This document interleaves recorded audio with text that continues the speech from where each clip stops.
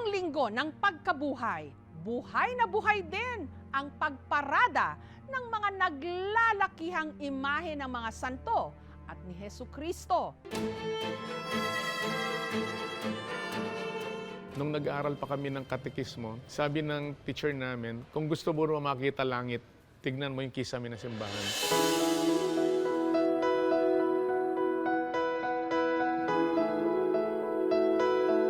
During my first communion, 1966, doon ko unang nakita yung kisame. Na-overwhelm ako. Ito pa yung langit. Ang mga painting sa kisame ng tinaguriang Sistine Chapel of the Philippines, ang Santiago Apostle Parish o Betis Church sa Pampanga, ang siyang naging unang inspirasyon kay Willie sa paglikha ng sining na iniaalay niya sa Panginoon. At sa kanyang mga kamay, ang inspirasyong ito na hubog sa paglililo.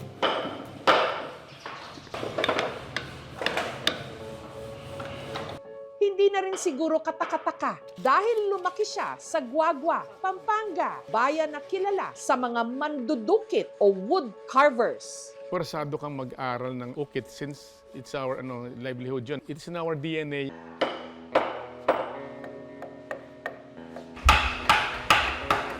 Yung staccato ng mga ukit, ganun, parang music sa ears namin yun. Nung nakita nga ng mga parents ko, meron akong talent, binili nila ako ng chisel. Umawak ako ng chisel, so 9 years old. Since we raised Catholic images yung nagpukaw sa akin ng damdamin na para gawin yun.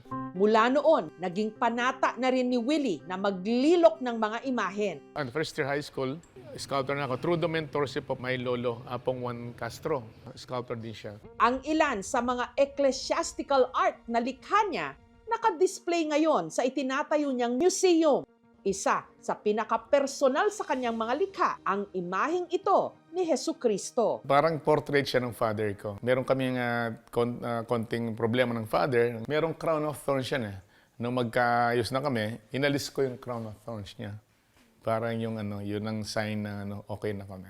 Meron din siyang imahe ng Mater Dolorosa o imahe ng nagluluksang Birheng Maria. Ang damit nito galing ng Espanya. Sorrowful Mother, parang i-emphasize natin kung gaano kasakit ang nakikita mong nagdudusa rin yung anak mo. Mas nahasa pa raw ni Willie ang kanyang sining nung nakapag-aral siya sa Spain. The most important thing na nalaman ko sa kanila is the philosophy towards their art. Anong pakay mo at ba't mo ginagawa yan? You must have this clear intent. Sa kanyang pamamalagi sa Europa, nasilayan niya ang iskulturang ito sa St. Peter's Basilica sa Vatican City, kung saan ramdam ang hinagpis at pagdadalamhati ni Birheng Maria nang pumanaw sa krus ang anak niyang si Jesus. Ito ang obra maestra ng Italian artist na si Michelangelo, ang Pietà. More than blessing yan. Hindi na ako makapagsalita.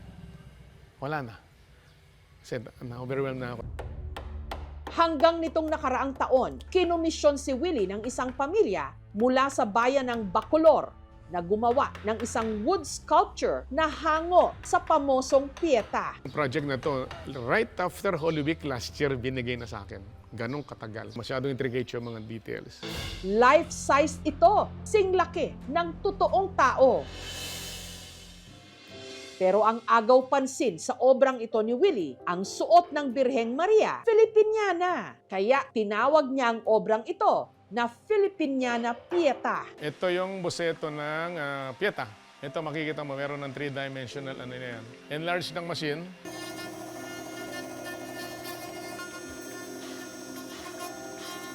Pati yung finishing, ako pa rin yun. Dapat talaga artist touch yun. But it does not remain kundi siya pa rin. We have to uplift them. That's the sense of hope mabibigay natin sa mga tao.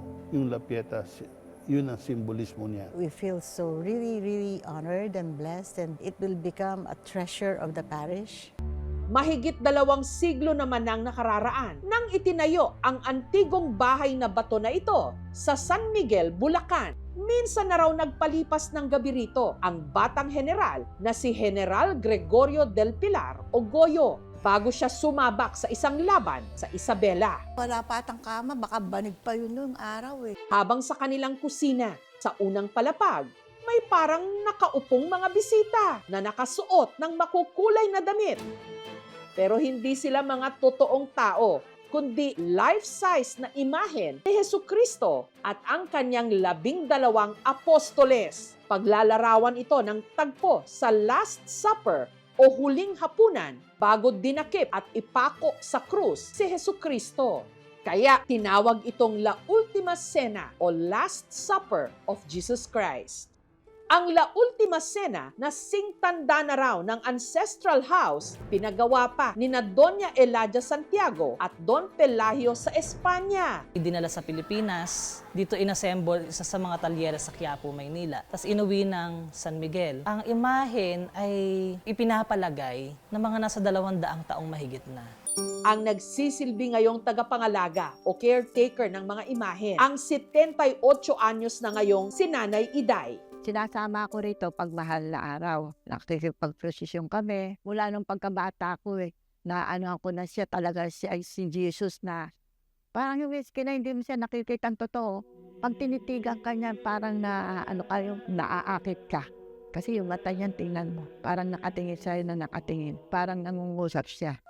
Ang pagbabantay ni Nanay Iday sa mga imahen, itinuturing niyang debosyon. Bago ako matulog, lalapit ako sa kanya, nagpre-pray ako sa kanya. Pag lumapit ka naman sa kanya, bibigay niya basta tintima ng pagdasal mo. Tuwing ordinaryong araw, ang mga imahen sa kwartong ito sa ikalawang palapag ng bahay na mamalagi. At para hindi maalikabukan ang kanilang mga ulo, tinatakluban ni Nanay Iday. At ang nakamamangha rito, may sikretong butas daw ang likod ng mga imahen na di umano nagsilbing taguan noon ng yaman. Diyan daw ata tinago ng delayo ng kayamanan. Paglagyan ng mga mahalagang bagay.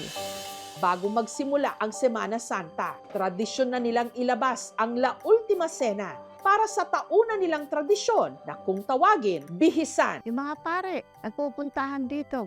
May taga-ibang lugar. Parang panata nila. Isa sa kanila ang 78 anyos na si Lola Lolita na nagsimulang mamanata sa La Ultima Cena nung nagka-cancer ang kanyang anak noong taong 2020. Pandemic kasi, ang hirap pang makakuha ng doktor. Tinutulungan kami talaga. Dahil sa pananampalataya, pagdarasal, nakayanan ko naman. Hindi naman masyadong naging mabigat pa ang pag-alis niya.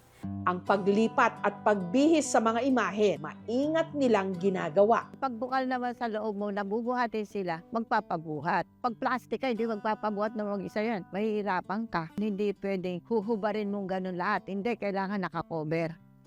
Siyempre, parang ginagalang mo rin sila.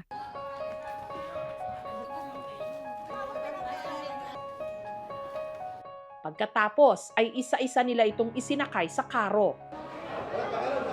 Ang seremonya tuloy hanggang Sabado de Gloria. Kasi tayo, bilang tao, very tactile tayo. Pag nahawakan mo, nakikita mo, nag-i-imagine ka. Hindi natin sinasamba yun. Meron tayong pinatutungkulan. Ito ang nagpapaalala sa atin upang patuloy nating maalaala ang Diyos.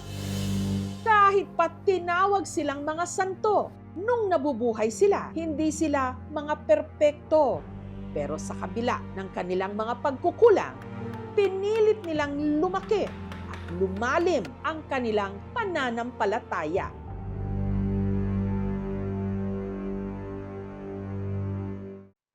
Thank you for watching, mga kapuso. Kung nagustuhan niyo po ang videong ito, subscribe na sa GMA Public Affairs YouTube channel. And don't forget to hit the bell button for our latest updates.